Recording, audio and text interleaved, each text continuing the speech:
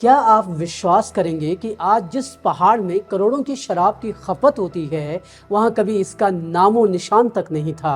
आज पहाड़ के कई हिस्सों में होली की कल्पना शराब के बिना करना संभव ही नहीं है, लेकिन कभी पहाड़ में ये होली भी बिना नशे और शराब के मनाई जाती थी। आज जिन फौजियों और जवानों के शराब नहीं पीने की कल्पना करना भी संभव नहीं है, कभी ये फौजी भी नशा मुक्त होकर ही अपने कर्तव्यों का पालन करते और दुश्मनों से लोहा लेते थे। आज पहाड़ की शादियों में शराब ना हो तो वो शादी नहीं मानी जाती, लेकिन एक वक्त वो भी था जब शादी बारातों में शराब नहीं, संस्कार बांटे जाते थे। ये विडंबना ये है कि जिस पहाड़ ने कभी नशे का नाम तक नहीं सुना था, वहाँ एक वक्त के बाद शराब का ऐसा चलन बढ़ा कि पूरे देश में सूर्य अस्त पहाड़ी मस्त का जुमला फेमस हो गया। और इस जुमले को पहाड़ी पुरुषों ने इतना आत्मसात किया कि पहाड़ियों की पहचान पियक्कड़ों के तौर पर देश भर में होने लगी, और ये स्थिति काफ़ी हद तक आज भी याद दिलाई जाती है। शराब का ये चलन पहाड़ में इतना बड़ा कि यहाँ की महिलाओं को शराबबंदी आंदोलन करने पर मजबूर होना पड़ा। शायद दुनिया का सबसे बड़ा शराबबंदी आंदोलन उत्तराखंड में हुआ। आखिर में सवाल उठता है कि जो उत्तराखंड शराब के नशे से सैकड़ों सालों तक दूर रहा, वो कैसे फिर इसकी चंगुल में बुरी तरह फंस गया।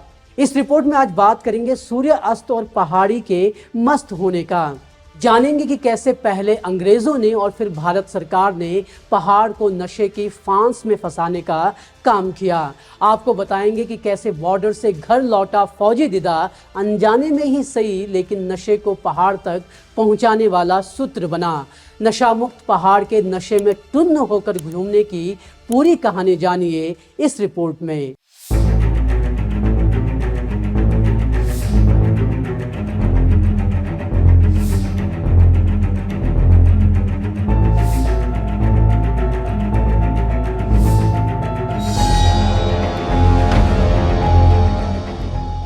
किससे कहें, शराब तो अब सरकार खुद ही बेच रही है, कमाना है बल, पर किसके लिए? लोग ही नहीं रहेंगे, सरकार पैसे का क्या करेगी? शराबी क्या आदमी रह जाते हैं? उत्तराखंड में शराब के खिलाफ विद्रोह शुरू करने वाली चिंचरी माई की ये शब्द पहाड़ में नशे के फैलने, इसका इंसान पर असर पड़ने और इससे होने वाले नुकसान को बखूबी अपने में समेटते हैं। लेकिन एक सवाल ये भी उठता है कि नशा मुक्त उत्तराखंड कैसे नशे की जाल में फंसता ही चला गया। इस सवाल का जवाब जानने के लिए हम पहले बात करते हैं उस पहाड़ की जो नशे से मुक्त था। अंग्रेजी राज ने पहाड़ों में सर्वे, शोषण, शिक्षा और शराब की शुरुआत की, और ये प्रक्रिया जारी है। एक समाज विज्ञानी। 1815 वो साल था जब अंग्रेजों ने तत्कालीन कुमाऊं में आगमन किया। ब्रिटिश राज की तरफ से कई ऐसे दस्तावेज मिलते हैं जिनसे पता चलता है कि तत्कालीन उत्तर प्रदेश के इस भाग में शराब का नशा नहीं था। जो थोड़ा बहुत चलन था भी, वो तो सिर्फ तराई और भूटिया समाज के लोगों में ही व्याप्त था। हालांकि ये चलन भी नशाखोरी न होकर सिर्फ जनजाति परंपरा का एक हिस्सा था। इसको लेकर 1839-40 में कुमाऊं के तत्कालीन कमिश्नर बैकेट ने लिखा था, कुमाऊं के लोगों में शराब पीने का चलन नहीं है। भूटिया लोग जहां भी रुकते हैं वहां अपनी शराब बनाते हैं, लेकिन वे लोग भी इसे ना बेचते हैं और ना ही अन्य जातियों को इसे पीने के लिए प्रोत्साहित करते हैं। बैकेट लिखते हैं कि कुमाऊं में शराब का प्रचलन तब तक नहीं हो सकता जब तक कि जगह जगह पर शराब की दुकानें ना खोल दी जाएं। उन्होंने आगे लिखा कि मैं नहीं सोचता कि लोग इस निरुत्साहित करने वाले काम को कभी भी स्वीकृति देंगे, लेकिन जो बैकेट ने नहीं करना चाहा था, बाद के सालों में वही किया गया। उस पर भी बात करेंगे, लेकिन बैकेट ने भोटिया लोगों की जिस शराब की बात की है वो दरअसल छंग या चकती है, जिसे सरल शब्दों में भोटिया समाज की शराब कहा जा सकता है। पहाड़ के नशा मुक्त होने का एक और सबूत 1842 में नैनीताल को खोजने वाले पर्सी बैरन ने दिया था। पिलग्रिम पेन नेम से लिखने वाले पर्सी बैरन ने बताया कि अल्मोड़ा के प्रसिद्ध व्यापारी काशिश शाह क्षेत्र की एकमात्र यूरोपीय सामानों की दुकान चलाते हैं। वो बताते हैं कि काशिश शाह की दुकान पर हर एक सामान मिल जाता है, लेकिन यहाँ पर आपको खोजने से भी शराब, बियर या स्पिरिट नहीं मिलता है। वक्त बढ़ने के साथ साथ जैसे जैसे ब्रिटिशर्स की आवाजाही बढ़ने लगी, सेना में गोरखा और पहाड़ के युवाओं की भर्ती होने लगी, वैसे वैसे पहाड़ में शराब की आवक भी शुरू हो गई। हालांकि अभी भी ये आवक सिर्फ छावनियों और सैनिक चौकियों तक ही सीमित थी। ये आवक ग्रामीण क्षेत्रों तक नहीं पहुंची थी। 1850 के दशक में कुमाऊं के कमिश्नर रहे हेनरी रैमजे ने बताया था कि ग्रामीण क्षेत्रों में बिल्कुल भी शराब नहीं पी जाती है। उन्होंने इसके साथ ही उम्मीद जताई थी कि इन क्षेत्रों में ये चलन कभी बढ़ेगा ही नहीं। तब उन्होंने कहा था कि छावनियों और सैनिक चौकियों के अलावा दूसरी जगह कहीं भी शराब की दुकानें नहीं खोलने दी जाएंगी। तत्कालीन डिस्ट्रिक्ट अफसर की एक रिपोर्ट में भी यही बताया गया है। इस रिपोर्ट के मुताबिक यहाँ शराब की दुकानें ना के बराबर हैं। पहाड़ी लोग शराब से दूर रहते हैं। ऑफिसर ने अपनी रिपोर्ट में बताया कि शराब के मुख्य उपभोक्ता सैनिक और शहरों छावनियों में रहने वाले मैदानी लोग हैं। कुछ इसी तरह की जानकारी कुमाऊं के सीनियर असिस्टेंट कमिश्नर गाइल्स ने भी दी। गाइल्स ने 1890-91 की अपनी रिपोर्ट में बताया कि पहाड़ी लोग नशे के व्यसन से काफी दूर हैं। इस तरह देखें तो लगता है कि 1900 के दशक की दस्तक होने तक पहाड़ का एक मुख्य भाग शराब के नशे से मुक्त था। खुद अंग्रेज भी इस बात की प्रशंसा करते थे। लेकिन तब सवाल उठता है कि पहाड़ के नशा मुक्त होने की सराहना करने वाले और इसे नशा मुक्त रखने का संकल्प करने वाला ब्रिटिश प्रशासन कैसे पहाड़ों में शराब के नशे को फैलाने की वजह बना और कैसे धीरे धीरे ये नशा इतना फैल गया कि पहाड़ में इसके खिलाफ काफी बड़ा शराब आंदोलन हुआ। इन सभी सवालों का जवाब लेते हैं। इतिहास में अपने धर्म और समाज के लिए जितने लोग मरे हैं उससे कहीं ज्यादा अपने पीने की आदत से और अफीम खाने से मरे हैं। इन दसियों लाख लोगों को अपने परमात्मा, अपने घर, अपने बच्चों और अपने प्राणों तक से इतना प्रेम नहीं रहा जितना शराब और अफीम से रहा है। नशे के प्रकोप को बताती ये लाइनें हैं एल्डन हक्सले की। लेकिन ये सच जानने के बाद भी नशा कम नहीं होता। खैर 1815 में अंग्रेज पहाड़ों में आए तो अपने साथ वे शराब को भी लाते रहे। इस शराब ने धीरे धीरे पहाड़ में पैर जमाना शुरू कर दिया। विदेशी पर्यटकों, पर्वतारोहियों, सैन्य छावनियों की स्थापना और पहाड़ों में विदेशियों की आमद बढ़ने की वजह से यहाँ पर नशे का कारोबार धीरे धीरे पलने लगा। इतिहासकार शेखर पाठक अपनी किताब दास्तानी हिमालय में बताते हैं कि पहाड़ में अल्मोड़ा, देहरादून, लैंसडाउन, चक्राता के छावनी बनने से भी इसे विस्तार मिला और बाद में नैनीताल और मसूरी जैसे हिल स्टेशनों की खोज ने इस नशे के कारोबार को और पंख फैलाने के मौके दिए। हालांकि इसके बावजूद कुछ छावनियों को छोड़कर शराब बहुत ज्यादा पहाड़ चढ़ नहीं पाई थी। आंकड़े बताते हैं कि तराई भाबर के मुकाबले पहाड़ों से तब की सरकार की आय ना के बराबर थी और पहाड़ों से भी थोड़ी बहुत शराब से होने वाले आय सिर्फ इसलिए थी क्योंकि मैदानों से जो लोग पहाड़ आते थे वो इसका सेवन किया करते थे। 1839-40 की आबकारी आय से भी ये पता चलता है। इस दौरान जहां देहरादून से सरकार को 6,740 रुपए की आबकारी आय हुई थी तो वहीं कुमाऊं गढ़वाल को मिलाकर ये महज 1,717 रुपए थी। शेखर पाठक कहते हैं कि शराब का ये दौर भी मुख्य रूप से 1880 के बाद शुरू हुआ। वो बताते हैं कि 1857 तक भी पहाड़ की दुकानों में शराब नहीं बेची जाती थी। शेखर पाठक अपने लेख में बताते हैं कि पहाड़ में शराब को विस्तार मिलने का एक कारण गोरखा भी रहे। दरअसल अंग्रेज राज जब कुमाऊं में आया तो उसने गोरखा रेजिमेंट में कुमाऊं और गढ़वाल के युवाओं को भी शामिल करना शुरू कर दिया। पारंपरिक तौर पर गोरखा शराब पीने के अभ्यस्त थे तो उन्होंने कुमाऊं में शराब के चलन को बढ़ावा दिया। हालांकि इसके बावजूद शराब अभी छावनियों और शहरों से पहाड़ के अंदर नहीं घुस पाई थी। 1889 में गढ़वाल के सीनियर कमिश्नर कैंपवेल ने जब देखा कि बद्रीनाथ के पंडित नशे का सेवन कर रहे हैं तो उसने यहाँ शराब की दुकानें खोलने की तैयारी कर ली। हालांकि बद्रीनाथ में नशे का सेवन नजदीकी क्षेत्र में रहने वाली जनजातियों की वजह से था। इसके बाद कैंपवेल ने केदारनाथ के नीचे फेगू और बद्रीनाथ के नीचे जोशीमठ में शराब की दुकानें खोली और इस तरह इन घाटियों में शराब के चलन की शुरुआत हुई।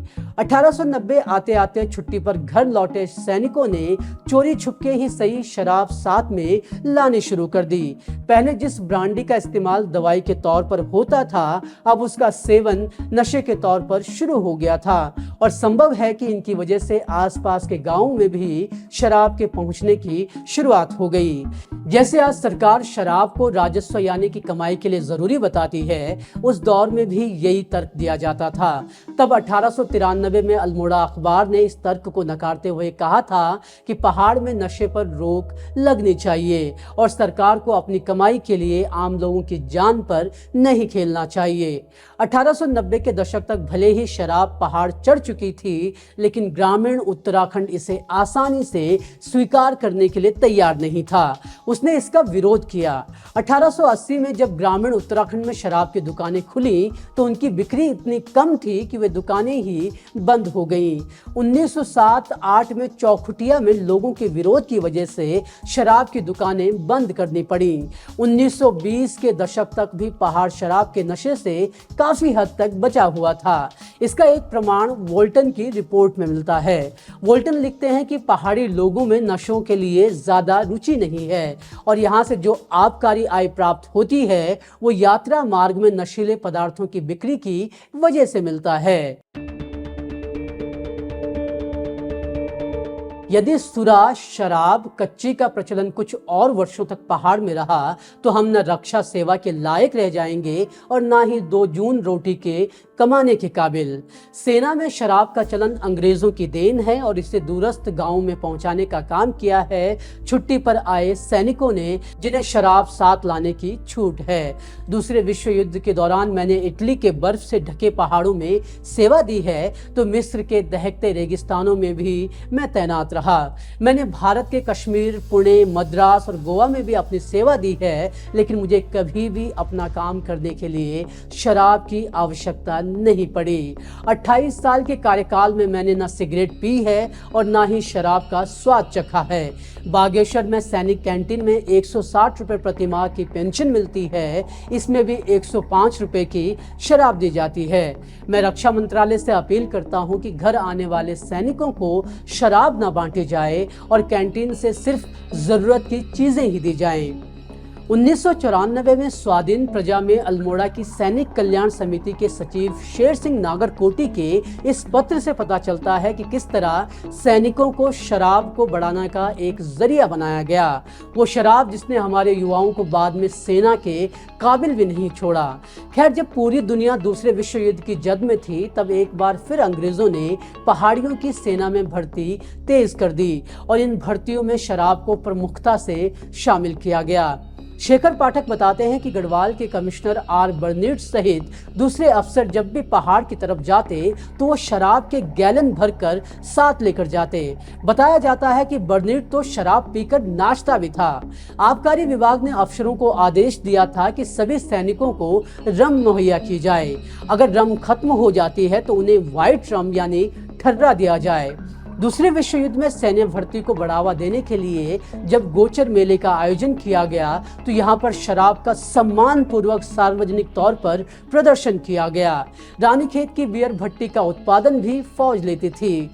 अंग्रेजों के जाने के बाद देश में नशाबंदी के प्रयास तो हुए, लेकिन इसे कभी भी एक व्यापक मिशन नहीं बनाया गया। 1948 से 1960 के बीच उत्तर प्रदेश के कई जिलों में नशाबंदी के प्रयास किए गए, लेकिन ये सफल नहीं रहे। हालांकि इस दौर तक भी पहाड़ों में नशे का प्रचार उतना नहीं था जितना कि यूपी के दूसरे शहरों में था, लेकिन पंचवर्षीय योजनाओं और विकास कार्यों के नाम पर पहाड़ों में भी शराब का चलन काफी ज्यादा बढ़ गया या कहें कि बढ़ाया गया। उत्तराखंड में जो ब्रांडी पहले दवाई के तौर पर इस्तेमाल की जाती थी, अब वो नशे का एक प्रमुख जरिया बनने लगी। यूपी सरकार ने 1960 में भारत चीन युद्ध होने के बाद अपने सभी नशाबंदी कार्यक्रम वापस ले लिए और अब शराब उत्तराखंड की अंतिम सीमाओं तक पहुंच चुकी थी। पहाड़ों में अल्कोहल की भारी मात्रा वाली दवाइयां जैसे अशोका की बिक्री कई गुना बढ़ गई। इन्हें बेचने के लिए खुलने वाली दुकानों को और इन्हें टिंचरी नाम दिया गया। 1980 का दशक आते आते पहाड़ में लिक्विड, सुरा और अन्य जहर खुलेआम बिकने लगे। अब यहाँ की किराना और पान की दुकानों पर भी चुपके ही सही शराब मिलने लगी। शेखर पाठक बताते हैं कि देश भर से हर महीने 100 ट्रक कुमाऊं में इन जहर को पहुंचाने का काम करते थे। 50 से ज्यादा कंपनियां नशों को अब औषधियों के तौर पर पहाड़ों में बेचने लगी थी। शेखर पाठक तब के एक सर्वे का जिक्र करते हैं। इस सर्वे के मुताबिक द्वाराहाट की एक दुकान से रोजाना 3000 रुपए की अशोका लिक्विड बिक जाती थी। रानीखेत में हर महीने 2500 लीटर अशोका लिक्विड बिक जाया करती थी। इसी तरह पिथौरागढ़ समेत अन्य जगहों पर भी चाय और किराने की दिखने वाली दुकानों में टिंचरी, सुरा बिकने लगी थी। सरकार के राजस्व लालच ने उत्तराखंड को नशे की गर्त में झोंकने का काम शुरू कर दिया था। जब उत्तराखंड में नशे का कारोबार बढ़ा तो यहाँ के आम जन ने इसे आसानी से स्वीकार नहीं किया और इसका विरोध करना शुरू कर दिया। इस बात को ध्यान रखा जाना चाहिए कि उत्तराखंड में नशीले पेयों का इस्तेमाल वे लोग करते हैं या करवाते हैं जो यहाँ की वन और खनन संपदा का दोहन करने में सालों से जुटे हुए हैं। ये लोग इन्हीं नशों के आधार पर स्थानीय नौकरशाहों, इलाकाई नेताओं और आवारा किस्म के लड़कों को अपने पक्ष में करते हैं। फिर इन्हीं की गुंडागर्दी और नेतागिरी के बल पर पिछड़े क्षेत्रों में जड़ी बूटी, लीसा, लकड़ी और शोषण के और भी वेद अवैध धंधे करते हैं। यहाँ तक कि लड़कियों की खरीद फरोख्त करने से भी ये लोग नहीं कतराते हैं। 29 मार्च 1984 को ये टिप्पणी खड़क सिंह खनी ने अमर उजाला में की थी और ये वो सच था जिसके लिए उत्तराखंड को नशे का गढ़ बनाया जा रहा था। नशे ने जहां युवाओं को टीबी जैसी बीमारी का मरीज बना दिया तो वहीं यहाँ की आर्थिकी भी बिगड़ती चली गई। हाड़ तोड़कर जुटाई गई कमाई अब नशे की भेंट चढ़ने लगी। इसके अलावा शांत पहाड़ों में हत्या, चोरी, डकैती जैसे कुकर्मों का इजाफा होने लगा। जहरीले शराब के सेवन से लोगों के मरने की घटनाएं आम होने लग गई थी। शराब पीकर गाड़ी और बसें चलाने पर एक्सीडेंट्स होने की घटनाएं भी काफ़ी ज़्यादा बढ़ने लगी। जो पहाड़ी पहले सैन्य भर्ती में सबसे ज़्यादा पास होते थे अब वे दौड़ भी पूरी नहीं कर पा रहे थे। दारू के नशे ने उन्हें ना ही काम का और ना ही काज का रखा था। नशे के इस प्रकोप को देखते हुए पहाड़ ने अब इससे लोहा लेने का मन बना लिया था। 50-60 के दशक में छुटपुट ही सही इसके खिलाफ विरोध प्रदर्शन शुरू हो चुके थे। देहरादून में दर्जी का काम करने वाले सोहन लाल भूमिक्षुक ने सरकार की आबकारी नीतियों का सबसे पहले विरोध किया। उन्होंने इसके लिए पोस्टकार्ड अभियान चलाया। उन्होंने कोटद्वार, पौड़ी और बाद में लखनऊ में जाकर धरना प्रदर्शन किया। इसका कोई व्यापक असर तो नहीं हुआ, लेकिन यात्रा मार्ग पर 3-4 दुकानों को बंद कर दिया गया। टिंचरी माई ने भी कई जगहों पर टिंचरी की दुकानों को आग के हवाले कर दिया। 1980 के दशक तक ऐसे छोटे मोटे आंदोलन होते रहे।